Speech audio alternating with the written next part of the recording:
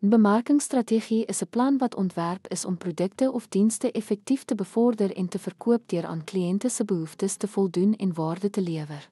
Om te verstaan hoe bemarkingsstrategieë ooreenstem met verbruikerswaarde is noodsaaklik vir die skep van tevredenheid, lojaliteit en mededingende voordeel.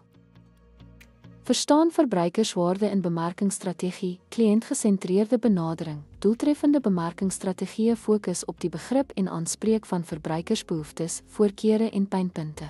Waarde word geskep deur produkte of dienste aan te bied wat aan beide funksionele en emosionele behoeftes voldoen. Segmentering en teikenstelling, identifisering van afsonderlike verbruikersgroepe en die aanpassing van aanbiedinge om aan die unieke eise van elke segment te voldoen.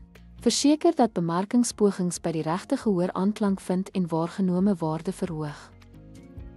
Elemente van bemarkingsstrategie wat verbruikerswaarde beïnvloed, produkstrategie, produkte wat ontwerp is met kwaliteit, innovasie en bruikbaarheid, verhoog funksionele en emosionele waarde. Handelsmerk en produktdifferensiasie help om 'n unieke identiteit te skep wat verbruikers aantrek. Prysstrategie, mededingende en deursigtige pryse beïnvloed waargenome ekonomiese waarde. Afslag, bundels en lojaliteitsprogramme verbeter waardepersepsie en moedig herhaalde aankope aan. Verspreidingsstrategie, doeltreffende verspreidingskanale verseker produkbeskikbaarheid en gerief wat bydra tot verbruikerswaarde. 'n Handel- en omnikanaalbenaderings voorsien in uiteenlopende inkopievoorkeure. Promosiestrategie, doeltreffende advertensies en gepersonaliseerde kommunikasie verbeter handelsmerkwaarde en verbruikersbetrokkenheid. Promosies, storievertelling en emosionele appele verbind verbruikers op 'n dieper vlak.